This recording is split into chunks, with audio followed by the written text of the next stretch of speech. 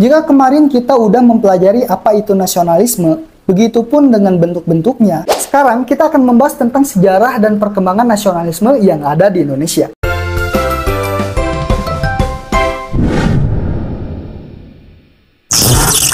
Halo pejuang, selamat datang di materi tes wawasan kebangsaan tentang sejarah dan perkembangan nasionalisme di Indonesia.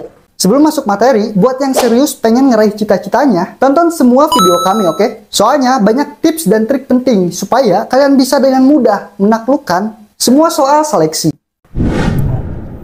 Sejarah nasionalisme. Ada yang bilang nasionalisme itu lahir di Eropa, di mana sebelum abad ke-17, belum ada satupun negara nasionalisme di Eropa, tetapi hanya ada kekuasaan Kekaisaran Romawi kuno atau Kekaisaran Jerman. Kemudian, di awal abad ke-17, pecahlah perang besar-besaran selama 30 tahun antara suku bangsa di Eropa.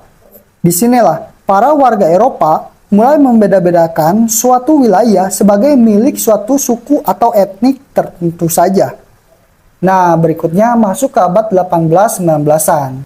Mulailah bermunculan negara-negara nasionalisme separatis. Terus bagaimana sih sejarah dan perkembangan nasionalisme di Indonesia?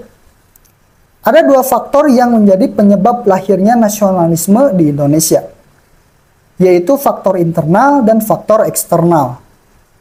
Untuk faktor internal diantaranya dikarenakan munculnya golongan para cendekiawan yang paham arti dari nasionalisme.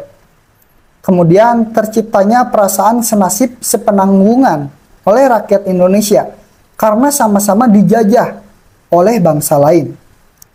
Berikutnya adanya kenangan kejayaan masa lampau dari kerajaan-kerajaan Nusantara. Adanya keinginan untuk melepas diri dari imperialisme dan mulailah berkembangnya paham nasionalisme dalam bidang sosial, ekonomi, politik, serta kebudayaan. Nah, itulah faktor internal ya. Sementara itu, faktor eksternal atau faktor dari luar, yaitu karena munculnya paham-paham baru, motivasi karena melihat kemenangan Jepang atas Uni Soviet, dan munculnya paham-paham nasionalisme di berbagai negara, yang kemudian masuk ke negara Indonesia. Itulah faktor-faktor penyebab munculnya paham nasionalisme di Indonesia.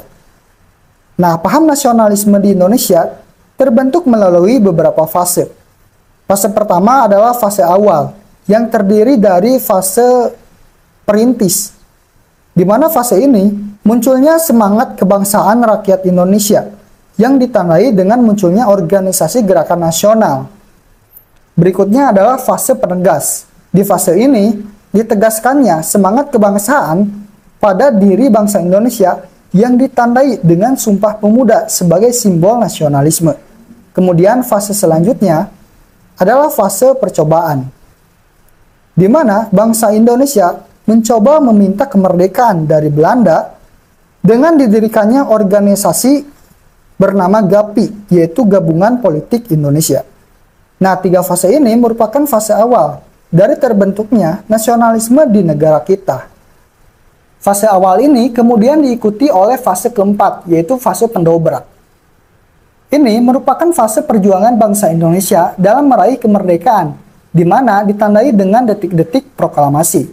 Dan setelah itu, masuk fase di mana kita melaksanakannya sekarang, yaitu fase pelaksanaan, yang mana kita sebagai generasi penerus perlu mengisi dan mempertahankan kemerdekaan dengan sifat nasionalisme yang kuat. Nah, jadi itu ya materi kita tentang sejarah dan perkembangan nasionalisme yang ada di Indonesia.